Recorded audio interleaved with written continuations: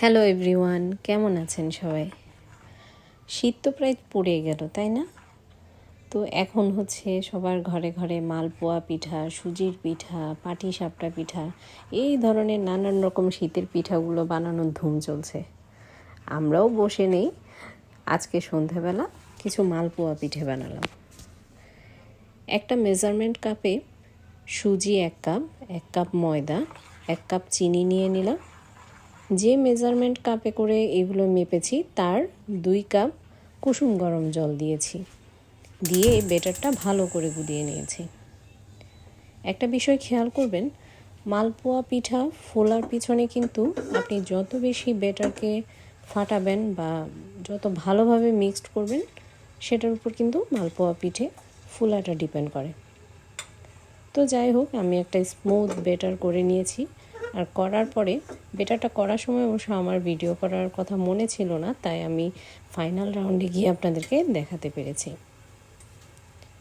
একটা smooth batter হওয়ার পর প্রায় 15 মিনিট এটাকে একটু রেস্টে রেখে দিলাম।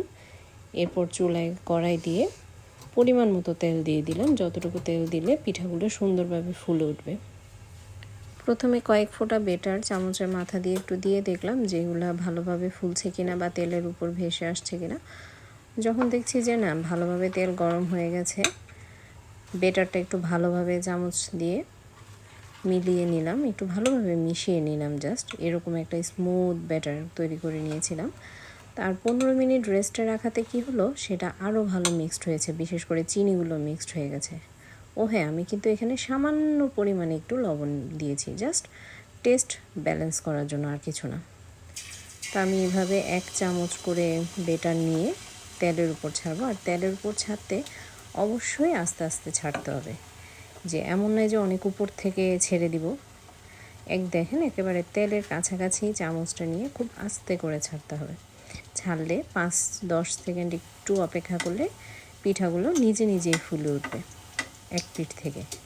আপনি চাইলে চামচের মাথা দিয়ে বা খুন্তির মাথা দিয়ে একটু তেল উপরের দিকে ছড়িয়ে দিতে পারেন, যাতে করে উপরের দিকটাও বেশ ভালোভাবে ফুলে ওঠে।